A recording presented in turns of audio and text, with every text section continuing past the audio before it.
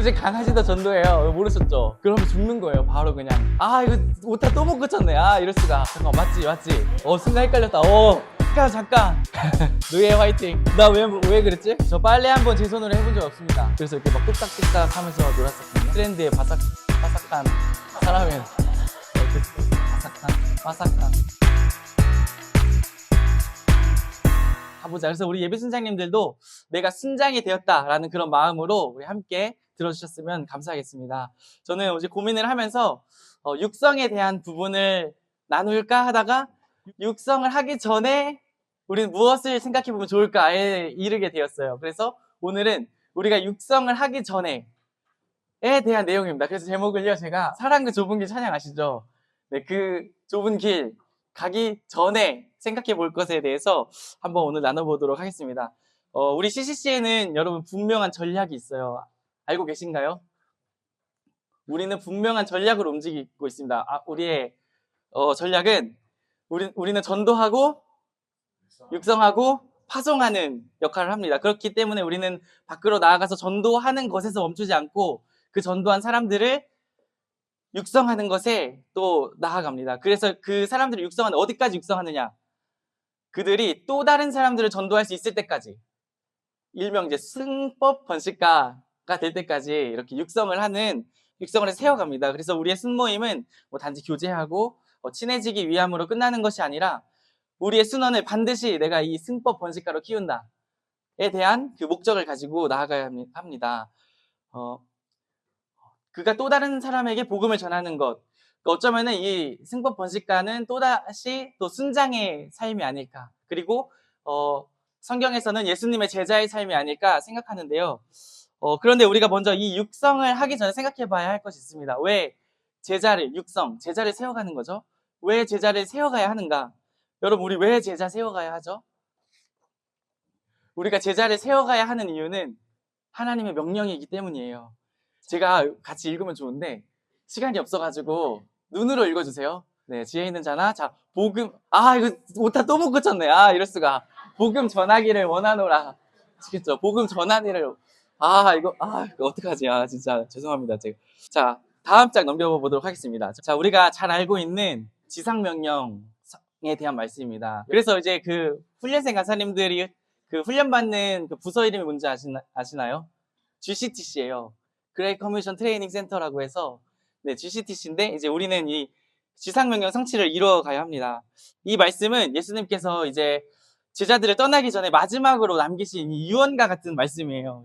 그렇게 이 지상명령은 마지막으로 예수님이 제자들에게 그 마지막으로 하고 싶은 말씀, 예수 이제 올라가세요. 이제 발이 이제 구름 타고 이제 막 떨어지고 있는데 잠깐 할 말 있다 하면서 하신 말씀이 너희는 가서 제자 삼아라, 이 말씀을 하셨어요. 그리고 내가 너희와 마지막까지 항상 함께 있으리라. 여러분, 이 지상명령은 우리 모든 사람에게 주신 말씀입니다. 그 제자들에게만 하라고 주신 말씀일까요? 예수님이? 여기 보면은 누구를 제자로 삼으라고 했죠? 모든 민족을 어떻게 제자들만 할 수 있나요? 모든 민족을 제자로 삼으라는 것부터가 지금부터 우리 모두가 다 해라, 이런 말씀. 그래야 우리가 다 해야 모든 민족 제자로 삼을 수 있잖아요. 네, 그래서 이것은 우리에게도 주신 말씀입니다. 우리가 착각해서는 안 되는 한 가지가 있는데요. 교회를 다니고 예배 잘 드리고 또 봉사 잘하고 선하게 잘 살고 그러다가 하나님 만나러 가면 되지? 이렇게 생각할 수 있어요. 어쩌면 이렇게 인생을 살아가는 것만으로도 충분하다. 어쩌면 그것도 좀 버겁다. 아니면은 나에게 가정이 주어지면 가정을 잘 이끌어가고 자녀들을 잘 길러내는 것, 이것만으로도 참 훌륭한 삶이었다 생각할 수 있습니다. 그러나 여러분, 그렇지 않습니다. 그것 또한 훌륭한 삶이 많지만 부족해요. 왜냐하면 예수님이 우리에게 주신 명령이 있기 때문이에요. 우리는 우리에게 맡겨진 이 땅에서, 우리들에게 주어진 이 땅에서 우리들 주어진 영혼들에게 가서 그들을 제자로 삼는 것, 그것이 하나님의 명령이기 때문입니다. 그것이 우리가 지켜야 할 것이죠. 명령은 해도 되고 안 해도 되나요? 반드시 행해야 하는 거죠. 하나님은 선하시기 때문에 우리를 긍휼히 여겨주시지만, 여러분 뭐 사극이나 그런 뭐 드라마나 이렇게 역사 드라마나 이렇게 보면은 이제 이런 거 있잖아요. 자, 어명이요, 그거 주시잖아요. 어명. 그때 이제 그 어명을 받은 사람 어떻게 해야 되죠? 이거는 목숨 걸고 지켜요. 근데 노 거절하겠습니다. 이러면 어떻게 되나요? 그러면 죽는 거예요. 바로 그냥 칼로 이제 뭐 되는 겁니다. 그쵸? 어명은 이런 거예요. 근데 여러분 예수님의 명령이잖아요. 예수님 누구시죠? 왕이죠. 왕인데 왕 중에 왕이에요. 킹 오브 킹스잖아요. 킹 오브 킹스의 명령이에요. 이 명령 우리가 행하지 않는다? 사실 이거는 바로 그냥 죽어야 돼요. 근데 이제 예수님은 이제 인격적이셔서 그러지 않은데, 여러분 교회에도 전도하는 그룹이 있습니다. 근데 제가 보면은 보통 이제 권사님들 좀 나이 드신 분들이 전도하는 것을 보게 되었어요. 근데 사실 이 전도하는 것은 우리 모두가 참여해야 되는 일이 아닐까요? 저는 문득 그런 생각을 했어요. 전도팀이 있으니까, 전도는 전도팀이 하는 거고 나는 중등부 섬기니까 됐지, 이렇게 생각하지 할 수도 있잖아요. 근데 사실 이 전도는 우리에게 주어진, 너는 가서, 하나님의 명령이기 때문에 우리 모두가 해야 하는 것이 아닐까 생각했습니다. 우리가 만약 교회에서 전도하지 않는다면 CCC에서 해야 하지 않을까요? 우리는 우리의 삶에 전도를 분리해서는 안 됩니다. 여러분 주머니에 덮어책자 있으세요? 가방에? 아니면 여러분 머릿속에? 그렇지 않다면은 우리 준비를 해야죠. 전도할, 언젠가 또 준비할. 저희 와이프가 지금도 이제 잘 가는 카페가 있는데 전도하기 시작했어요. 그래서 와, 멋있다, 대단한 사람이다. 그리고 우리 집 강아지도 전도하는 거 아시나요? 우리 집 강아지도 전도해요. 모르셨죠? 저희 한 전도팀입니다. 그래서 어머 귀여워. 갑자기 지나가다가 그 어떤 여학생이 가는데 갑자기 얘가 배를 까는 거예요. 벌러덩. 그래서 제가 혹시 얘 아세요? 아니요. 근데 걔가 그냥 벌러덩. 그래서 그 사람하고 막 대화를 시작했어요. 근데 이거 엄청난 전도도구인데? 제가 이런 생각을 했던 적이 있습니다. 네, 우리 집 강아지도 전도할 수 있습니다. 자, 여러분 LTC 중급에 나오는데 전도와 육성은 분리할 수 없습니다. 전도는 육성으로 나아가기 위한 시작이자 육성의 한 부분입니다. 우리 순장님들이 우리 순원들을 육성할 때 사실은 같이 나아가서 전도해야 돼요. 왜냐하면 그것이 엄청나게 탁월한 육성 방법이기 때문이에요. 그래서 전도하러 가자. 이것이 어쩌면 탁월한 순모임이 될 수 있지 않을까 생각합니다. 전도를 포함한 육성하는 것은 우리에게 주어진 명령, 우리의 사명입니다. 우리가 가서 그를 만나고 접촉하고 복음을 전하고 그를 제자로 세워가는 것, 예수님의 제자로 세워가기 위해 그를 육성하는 것, 이것은 우리에게 주어진 하나님의 명령입니다.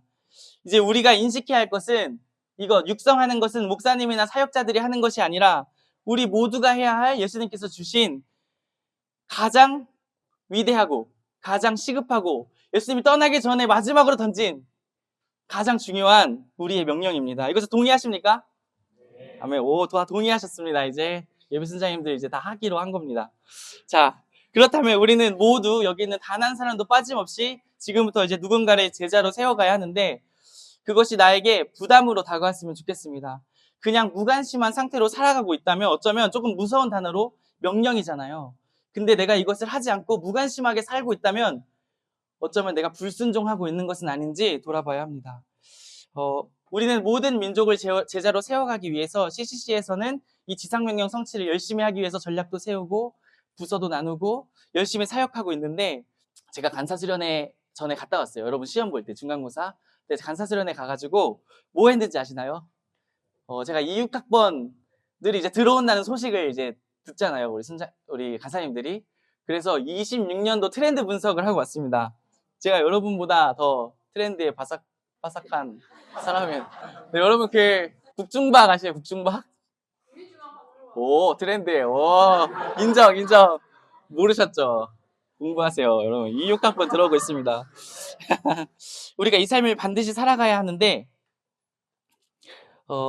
지혜로운 사람은요, 이 삶을 살아가게 되어 있습니다. 제가 존 파이프 목사님이 했던 말씀 중에 한 구절을 좀 가지고 와봤어요. 우리 한성대에는 제가 액자로 만들어놨어요. 제가 좀 모토로 삼고 싶어서 Only one life till it's past, only one stone for Christ will last. 그래서 이렇게 오직 한 번의 인생은 금방 지나간다. 하지만 그리스도를 위해 한 일만 영원히 남을 것이다. 이런 말씀을 하신 거예요. 그래서 너무 멋있는 말씀이고 꼭 내가 마음속에 새기고 싶다. 그래서 저는 이제 액자로 한 3개 만들어서 부모님도 갖다 드리고 했습니다. 여러분, 눈앞에 있는 내 삶에 매몰되어 있는 사람, 영원한 것을 보지 못하는 사람은 이 삶의 중요성을 볼 수가 없습니다. 여러분, 언젠간 100년이 아닌 100년을 넘어서 우리가 예수님 앞에 나아가서 끝없이 영원히 살 그날이 올 건데, 그날을 준비하는 사람이 지혜로운 사람입니다. 이 땅에서의 삶은 길어야 100년이지만 천국에서는 다시 오지 않을 시간들이에요. 우리가 이 땅에 살면서 하나님을 위해 포기했던 것들, 선택의 순간 속에서 하나님을 위해서 선택했던 우리의 결단들, 그 모든 순간이 천국에 갔을 때 빛날 것입니다. 천국에선 우리 더 이상 죄를 지을 수 없잖아요. 그쵸? 근데 이곳에서 우리가 죄와 치열하게 싸우며 하나님을 선택했던 것이 천국에서는 얘기되지 않을까요? 그리고 하나님께서는 그것을 기억해 주시고 우리와 영원히 아름다운 추억으로 얘기할 것 같아요. 하나님 아시죠? 제가 그때 그 죄 가운데서 그 유혹에 빠지지 않고 하나님 때문에 기도하면서 이겨냈던 거 아시죠? 그럼 하나님이 알지, 내가 알지. 너 그때 참 멋있었다. 이런 이야기들. 근데 어떤 사람은 하나님 보십시오. 나의 멋진 스포츠카를 보십시오. 이런 이야기를 하는 사람도 있을 수 있잖아요. 그러면은 아쉽잖아요. 그렇죠? 지혜로운 삶은 다른 삶을 살게 되었습니다. 저는 오늘 육성하기 전에 생각해 볼 것에 대해서 나누고자 하는데요. 먼저 나눔을 먼저 하고 이어서 강의를 했으면 좋겠습니다. 먼저 나누고 싶은 것은 여러분 먼저 생각해 봤으면 좋겠어요. 누군가를 육성하는 것에 있어서 중요한 것은 무엇일까? 네, 여러분이 생각하는 나눔들을 지금 잠깐 하도록 하겠습니다.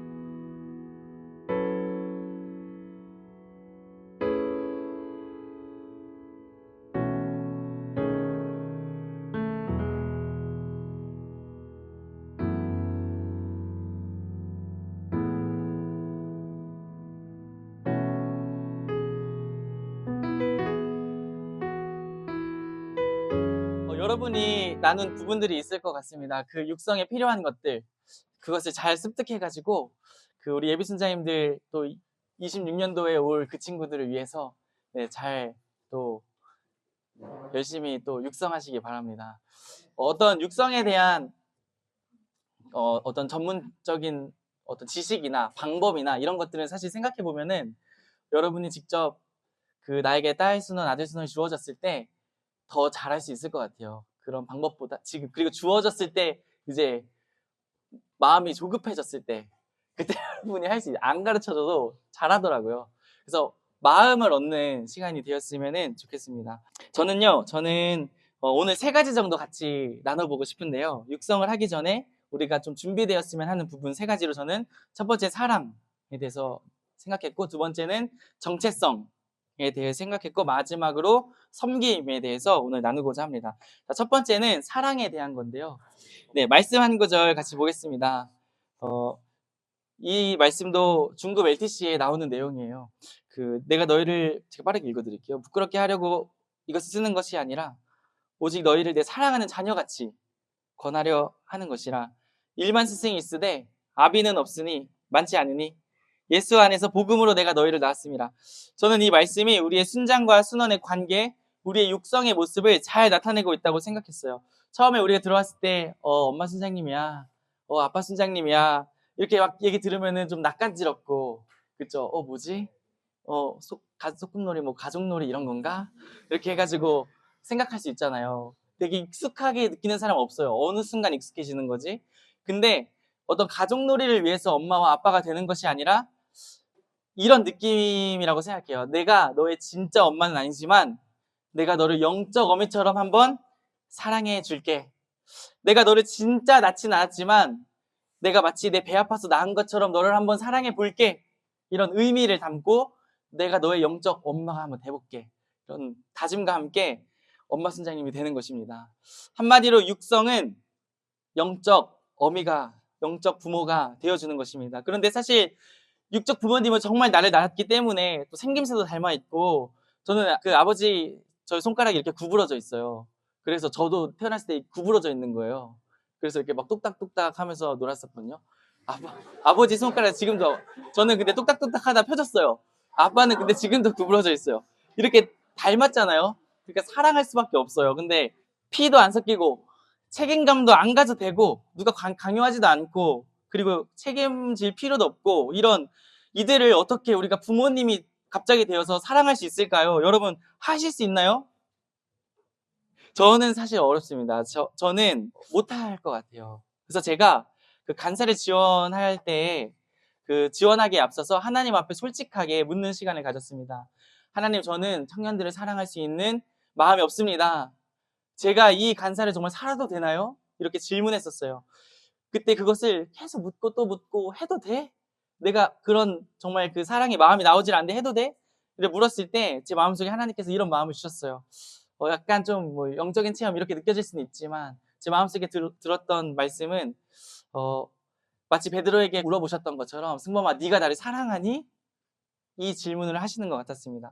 그때 제가 저를 사랑해 주셨고 저는 이제 모태신앙으로 자라서 어렸을 때부터 늘 함께 하셨던, 내가 힘들 때 하나님 위로해 주시고 수많은 추억들이 쌓였던 그 순간들이 떠오르면서, 그리고 예수님의 십자가 사랑이 떠오르면서 제가 예수님을 사랑합니다 이렇게 고백했습니다. 그때 하나님 저에게 이런 마음을 주셨어요. 내가 너를 사랑하는 만큼 너 옆에 있는 이 사람도 내가 사랑하는데 나를 사랑하는 그 마음으로 이 사람을 사랑해 줄 수 있겠니? 이렇게 물어보시는 것 같았어요. 그때 저는 그 물음 앞에 내가 나와 상관없는 사람들, 그런 사람들을 사랑할 수 있는 능력은 나에게 없지만, 그런 마음도 솔직히 없지만 그들을 나만큼이나 사랑하시는 그 하나님을 사랑하는 마음으로 해봐야겠다. 그들을 나만큼이나 더 귀하게 여겨주시는 그 하나님, 내가 그 하나님은 사랑하니까 그 하나님 사랑하는 마음으로 영혼들에게 가야겠다. 그렇게 생각했더니 할 수 있겠다는 마음을 얻었습니다. 슬롯노트에 이렇게 기록되어 있어요. 내가 예수님을 만난 순간부터 나는 그의 사랑의 노예가 되었다. 내 의식과 예수의식을 분간 못할 정도로 바울의 말을 빌리면 내가 사는 것이 아니라 예수가 나를 통해 자기 삶을 살고 있다.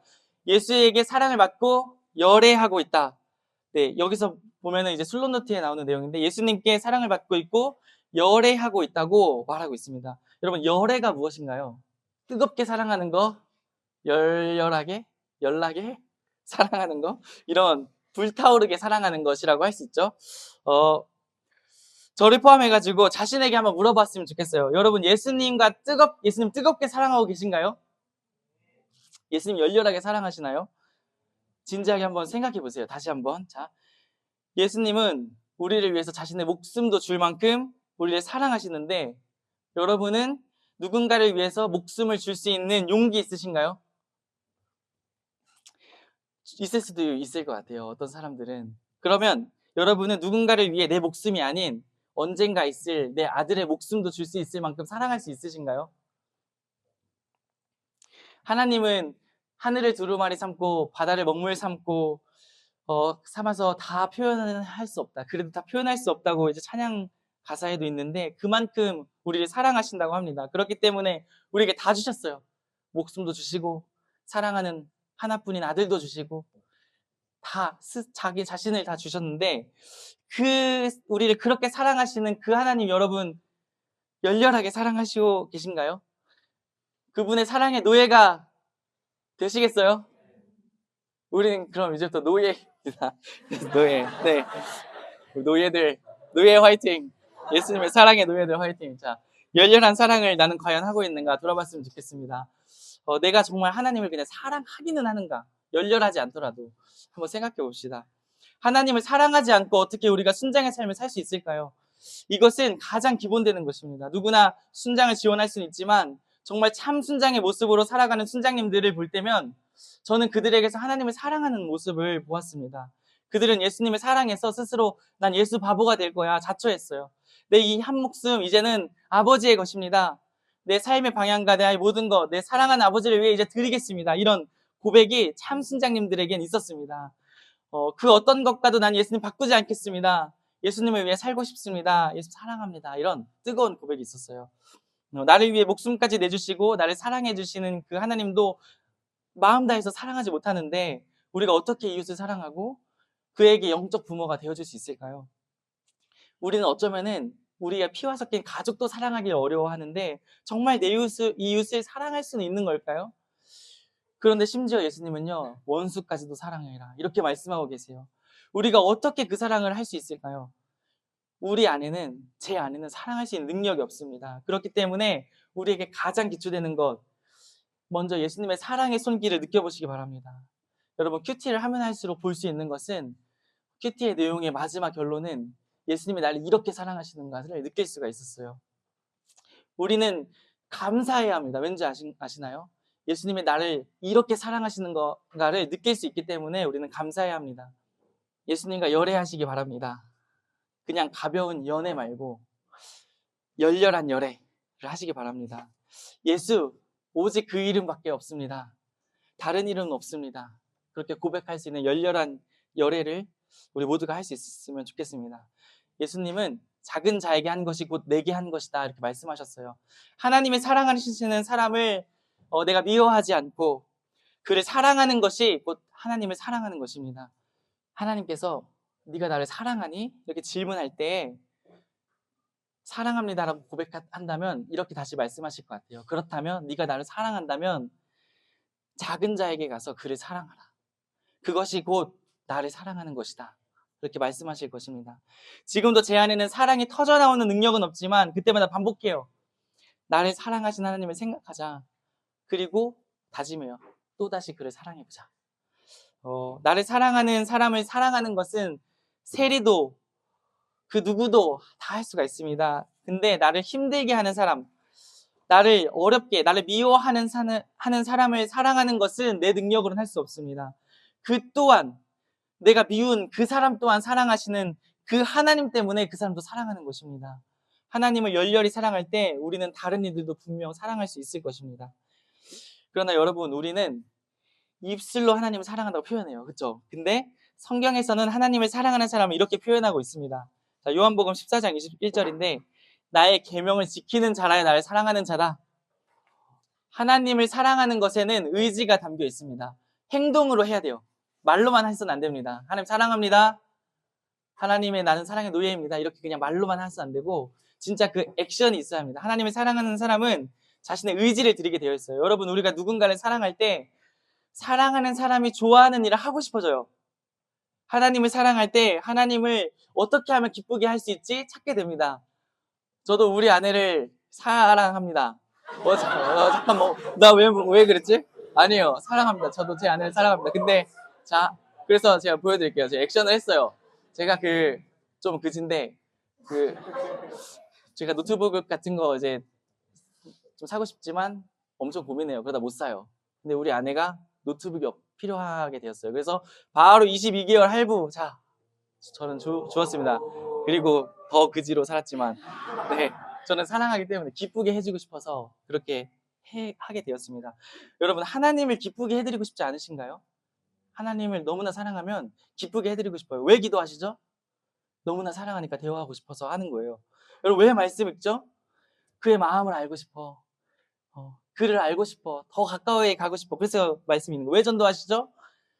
잃어버린 한 영혼을 찾는 것이 하나님 너무 기뻐하시니까 그 하나님을 기쁘게 해드리고 싶어서 전도하는 것입니다. 하나님을 사랑하는 여러분은 하나님께 어떻게 사랑을 표현하고 계신가요? 어떤 의지의 액션을 취하고 계신가요? 우리가 예수님을 열애할 때 우리는 누군가를 이제는 진심으로 사랑할 수 있습니다. 그렇기 때문에 먼저 여러분 하나님을 무엇보다 가장 먼저 열심히 열애하며 사랑하시기 바랍니다. 자, 한 가지 나누고 이어가도록 하겠습니다. 점검 나눔이에요. 하나님을 향한 나의 사랑의 크기를 표현해 본다면 나눔하도록 하겠습니다.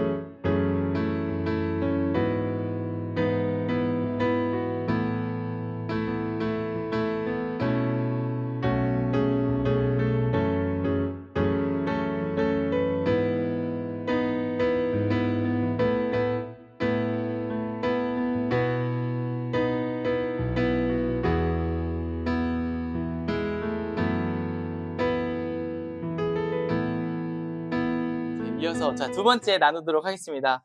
자, 두 번째는 정체성에 대한 부분입니다. 제가 전에 읽었던 아주 작은 습관의 힘이라는 책이 있었어요. 그 책에서 정체성에 관한 내용을 다루었습니다. 예시가 있었는데 두 사람이 금연을 하기로 마음을 먹었습니다. 먼저 첫 번째 사람에게 어떤 사람이 가서 금연하기로 마음먹은 그 사람에게 가서 담배를 이렇게 권했어요. 그때 이 사람이 이렇게 답했습니다. 괜찮습니다.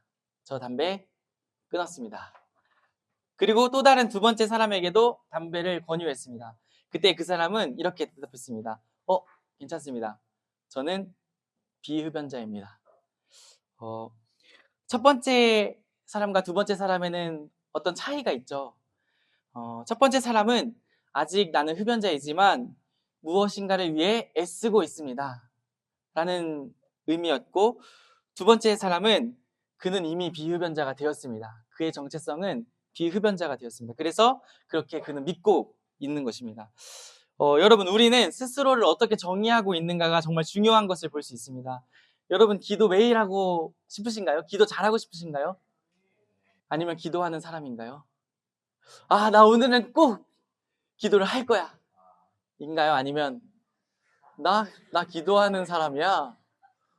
당연히 나 무릎 꿇어야지. 나 기도하는 사람인데. 이렇게 하시나요? 오늘은 반드시 성공할 거야. 이렇게 하시나요? 제가 이 책을 읽고 저에게 여러 가지 정체성을 부여해 주었는데, 제가 첫 번째로 주었던 정체성은 이거였어요. 나는 기도하는 간사다. 제가 처음부터 잘 되진 않았는데 기도를 하는 것이 저에게 당연한 일이 되기를 소망했습니다.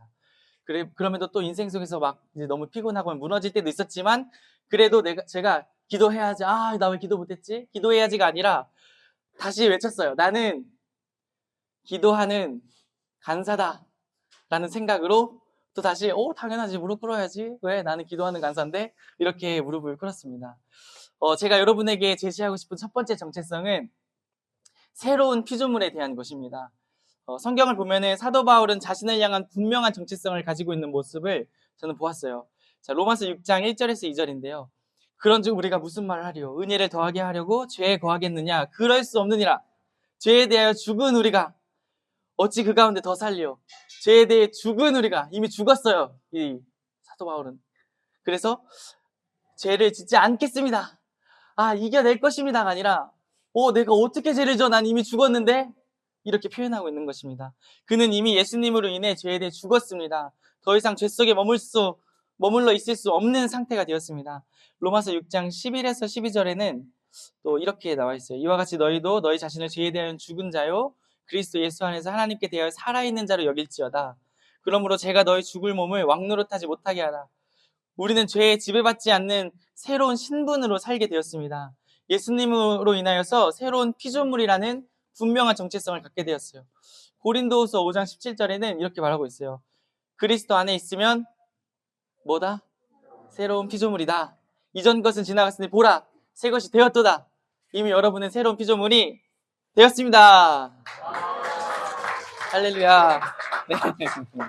중생에 대한 이야기를 좀 하고 싶은데요. 우리를 구원하시되 우리가 행한 바 디도서 3장 5절에 이렇게 되어 있습니다. 오직 그의 긍휼하심을 따라 중생의 씻음과 성령의 새롭게 하심으로 하셨나니.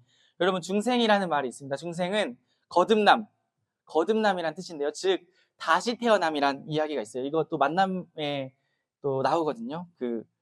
니고데모 이야기하면서 다시 태어남, born again이라고 이야기합니다. 우리는 육적 부모님을 통하여서 태어났죠. 그리고 태어났다는 것은 육적 부모님이 있었기 때문에 태어난 거죠.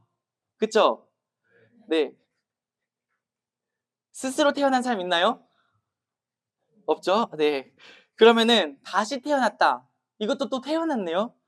그렇다면 누군가가 나를 태어나게 한 것이죠. 네. 우리의 영적 부모 되시는 하나님으로부터 우리는 다시 태어난 것을 얘기하는 것입니다. 그리고 여기 디도서에 보면 성령의 새롭게 하심을 통해 성령님께서 우리에게 이전 것은 지나가고 너희를 새 것으로 만들어 주셨습니다. 이것은 우리가 새로운 피조물이 되었다. 이것은 전인격적인 변화, 존재 자체가 완전히 재창조된 것을 얘기하고 있습니다. 죄에 물든 우리를 하나님께서 하실 수 있는 방법은 두 가지밖에 없어요. 첫 번째는 죄에 물들었네, 쓸어버리자. 그리고 다시 시작해. 새로. 심판밖에 없어요. 심판. 아니면 두 번째 방법, 우리를 새로운 피조물, 완전히 그냥 전인격적인 변화를 통하여서 재창조하는 것입니다. 근데 하나님께서는 우리를 심판으로 소멸시켜버리지 않으시고 더 나은 존재를 창조하지 않으시고 우리를 새로운 피조물로 변화시켜 주셨습니다. 보라, 이전 것 지나갔으니 새 것이 되었도다. 새로운 신분이 되었습니다. 여러분, 우린 죄인이지만 의인이 되었습니다. 우리는 하나님의 원수였지만 자녀가 되었습니다. 우리는 사탄의 종이었지만 하나님의 소유가 되었습니다. 어둠의 권세와 죄의 종로를 타던 존재에서 이제는 그리스도의 것이 되었습니다. 우리의 소속과 주권이 완전히 이제는 이전된 것입니다. 그리고 성령님이 우리 안에 거하시게 되었어요. 이전에는 내 힘으로 아등바등 살았지만 이제는 성령의 능력과 인도를 따라서 우리는 살 수 있는 존재가 되었습니다. 이것은 새로운 피조물, 그러니까 새로운 신분, 하나님의 자녀라는 분명한 우리의 정체성이 세워진 것입니다. 여러분, 하나님의 자녀인가요? 왕의 자녀인가요? 아니면 고아인가요? 이거 좀 미안해서 이게 자꾸 좀 하지 말까 했는데 그냥 왕의 자녀가 맞나요?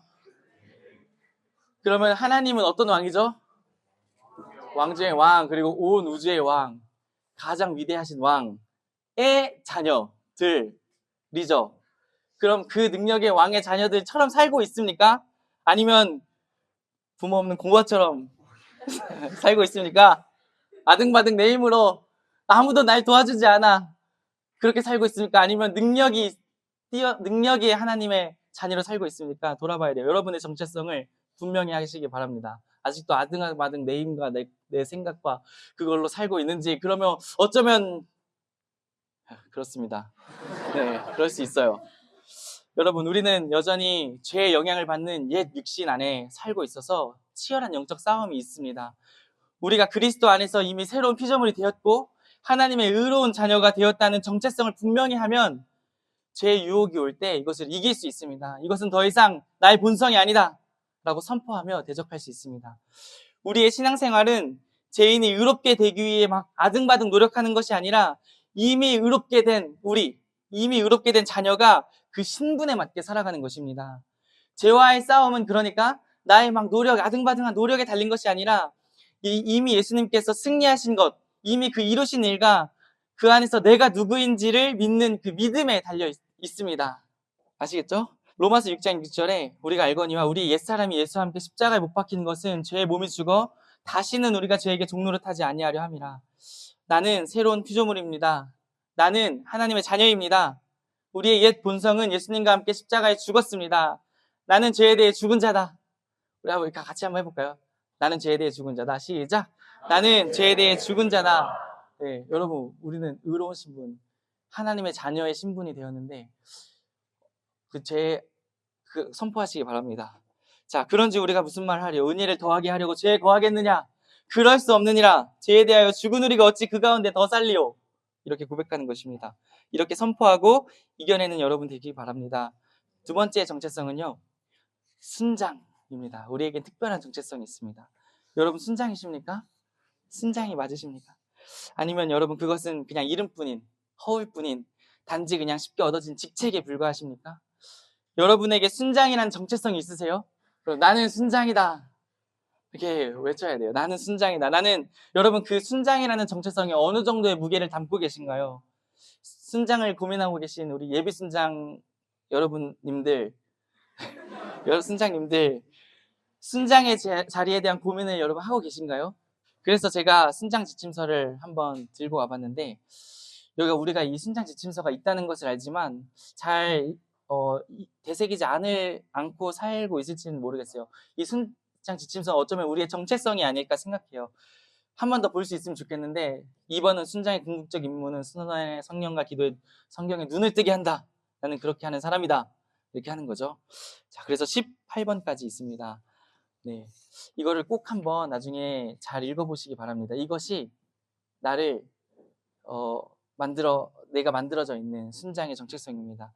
순장은 단순히 모임을 인도하는 사람이 아닙니다. 순장은 맡겨진 순원을 예수님의 사랑으로 돌보고 섬기고 사랑하는 작은 예수의 삶을 사는 정체성을 가진 사람입니다. 순장을 살고자 한다면 그렇게 살 것을 결단하는 것입니다.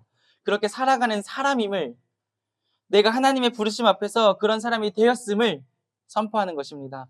우리는 단순한 동아리가 아니에요. 맞죠? 하나님의 나라를 세워가는 영적 공동체입니다. 하나님의 손길 안에서 우리에게 그렇게 영적 싸움들이 있습니다. 치열하게 하나님의 일을 감당하는 사람들을 방해하는 세력이 있는 게 당연한 것입니다. 많은 캠퍼스의 수많은 이 사이에서 여러분을 하나님이 주목하시고 부르셔서 이곳에 지금 이 자리에서 예배순장 학교를 듣고 있는 것 자체가 놀랍지 않나요? 여러분에게 지금 하나님의 초청하고 계신다고 생각합니다. 이 캠퍼스를 위해서 부름받은 사람들, 내가 혹시 해야 할 것 같아서 순장을 선다면 지금부터라도 마음을 새롭게 하고 결단을 내리시기 바랍니다. 슬로노트의 일부분을 보여드리겠습니다. 자, 마지막 절만 읽어볼게요. CCC 순장은 처음부터 이 긴급한 명령인 복음화의 전면 전투 장교로 부름받은 소명의 투철함을 전제로 해서 출발한다. 네, 우리는 전투 장교예요. 네, 싸우러 또 이 캠퍼스로 오르는 것입니다. 자, 벌써 11월 또 끝나가고 있어요. 이제 곧 26학번 새로운 영혼들이 밀려 들어올 것입니다. 와, 기대되시나요? 우리 25학번 예비선생님들 계신가요? 손 한번 들어보실까요? 25학번 예비선생님들. 오, 이제 선배님들.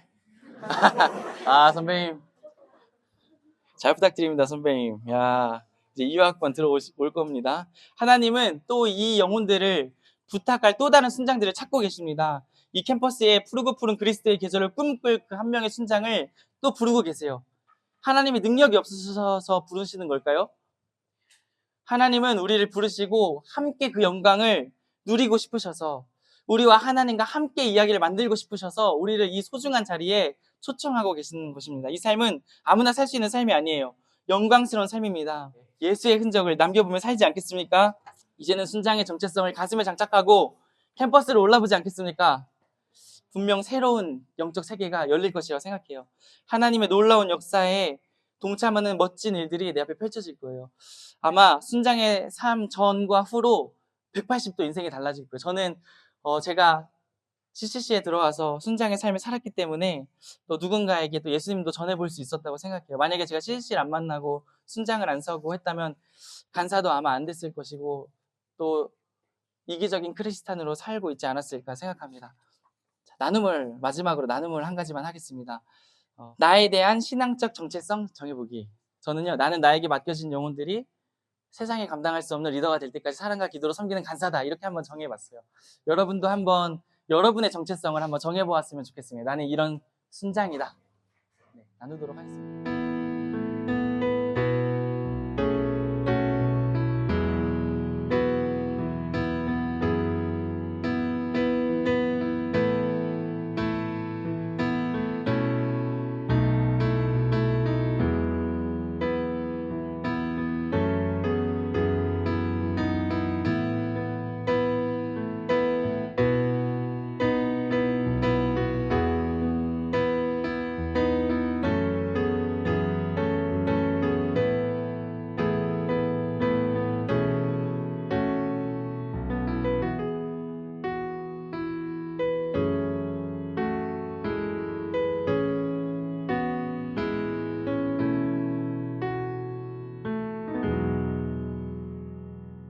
마지막이에요, 마지막. 자, 섬김에 대한 부분인데요. 제가 항상 예비 순장님들에게 어떻게 순장을 결단하게 되었는지 또 물었을 때 많이 들었던 이야기가 무엇인지 아시나요? 바로 순장님의 섬김에 대한 부분이었습니다. 특히 여름 수련회 때, 네, 순장님은 저에게 침대를 내어주고 자기는 바닥에서 주무셨습니다. 순장님의 설거지하는 뒷모습을 저는 잊을 수가 없습니다. 순원이 물 한 방울 묻히지 않게 하겠다고. 순장님은 밥을 다 해주시고 마지막에 다들 먹고 남은 걸 드셨어요. 여름 수련회 기간 저는 순장님의 섬김을 잊을 수 없습니다. 이제는 나도 누군가를 그렇게 섬기고자 합니다. 저는 순장의 삶을 살아보고자 합니다. 이런 나눔들을 정말 많이 들었어요. 우리는 육성이라 말하지만 저는 다르게 섬김이라 표현하고 싶습니다. 지도하는 것이 아니라 동참하고 간증하는 자세가 좋고 형제의 발을 씻어라. 우리는 가르치는 사람이 아니라 섬기는 사람입니다. 저는 세 가지 섬김을 보았는데 첫 번째는 사랑으로 섬기는 것입니다. 우리가 순장이 되었을 때 영적 부모가 되기를 다짐합니다. 저는 어렸을 때 지금 생각하면 저 진짜 철부지였어요. 자꾸 흑역사를 어찌 말했으니 저 빨래 한번 제 손으로 해본 적 없습니다. 저는 제가 요리해본 적도 없고 바닥을 닦거나 그런 거 해본 적이 없어요. 부모님이 다 하셨습니다. 지금은 제가 어찌 독립을 해가지고 집안일을 하고 살지만 집안일 너무 많고 너무 힘들고 나는 열심히 돌본다 생각하는데 왜 이렇게 더러운지 집이 어렵습니다. 참. 근데 왜 부모님은 이 어려운 이 섬김을 그냥 당연하게 해주셨을까 생각해보면 저는 그 사랑이었다고 생각합니다. 좀 더 흑역사를 얘기하면 부모님이 항상 어머니가 아침에 항상 고등학교 때 된장찌개랑 김치찌개 막 이런 찌개를 꼭 끓이시는데 저는 좀 안 끓였으면 좋겠다 생각했어요. 교복의 냄새가 배어가지고 막 개코들이 무슨 냄새지 이게 말하면서 애들이 좀 부끄럽더라고요. 근데 뭐 끓이지 말라고 하진 않았지만 왜 이렇게 찌개를 끓이지 이런 생각을 했던 참 철부지였습니다. 중고등학교 때 아버지가 차가 좀 오래된 차였는데 저를 꼭 학교 앞에 내려다 주셨어요. 근데 저는 학교 앞에 내려다 주지 않았으면 좋겠다. 우리 아빠 차 좀 부끄럽다. 그래서 좀 골목에 세워달라고 했습니다. 근데 아빠는 물어보지도 않고 골목에 세워주셨어요. 네, 아마 아셨을 거예요. 내 차가 부끄럽구나. 형이랑 제가 재수하고 형은 삼수했거든요.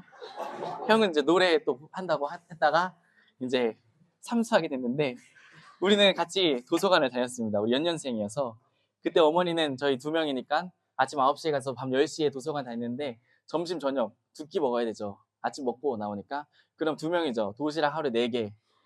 어머니는 매일 1년간 4개의 도시락을 사셨습니다. 그렇다고 어머니가 출근 안 하신 것도 아니고 출근도 하셨습니다. 자, 대단하신 어머니의 그 섬김을 여러분 저는 어떻게 이걸 했는지 지금 너무 신기해요. 어머니는 어떻게 이걸 했을까? 근데 그렇다고 부모님이 또 미숙한 모습들도 있었어요. 근데 저는 참 사랑을 많이 받고 자랐습니다. 이렇게 고백합니다. 그 섬김들이 다 저에겐 사랑으로 다가오게 되었습니다. 여러분, 섬김은 사랑입니다. 예수님은 제자들의 발을 씻겨주셨어요. 발을 씻기는 것은 종이 하는 것입니다. 우리 부모님은 저를 위해 종처럼 일하셨습니다. 네, 돈 벌어오고 뒷바라지를 하셨습니다. 대충 누가 시키지도 않았는데 당연하게 예수님은 스스로 종이 되기를 자처하셨습니다. 제자들을 위해 군림하는 것이 아니라 제자들을 섬기는 종이 되셨습니다. 마가복음 10장 45절에 인자가 온 것은 섬김을 받으려 한 것이 아니라 자기 목숨을 많은 사람의 대속물로 주려 함이니라. 예수님이 이렇게 우리를 섬기신 이유는 우리를 사랑하시기 때문입니다. 순장님들 순원 사랑하시나요? 아니면 한편으로 순원들에게 쓰는 시간과 재정, 에너지가 단지 힘들게 느껴지시나요? 사랑이 담긴 섬김을 할 때 순원은 자라나게 되어 있습니다. 그리고 그 또한 섬기는 자가 될 것입니다.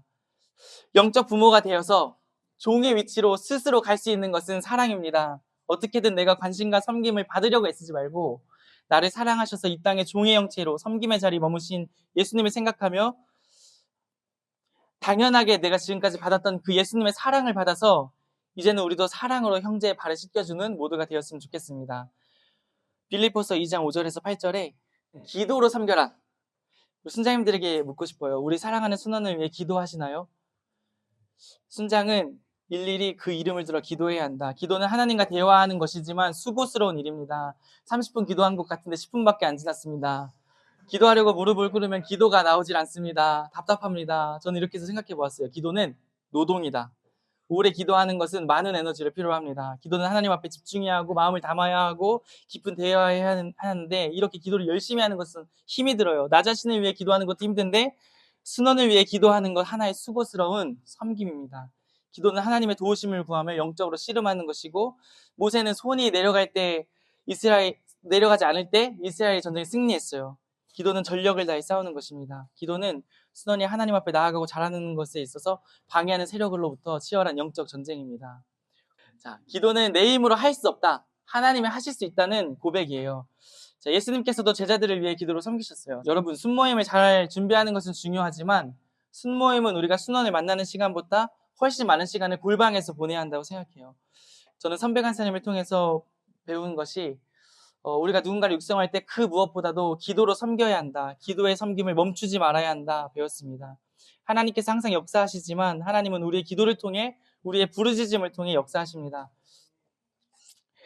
제가 서경대 이야기를 하나만, 제가 서경대에서 겪었던 이야기를 하나만 들려드리면, 서경대는 제가 처음에 갔을 때 채플에 2명이 왔어요. 그래서 이제 셋이서 예배를 드렸는데 되게 작은 캠퍼스였어요.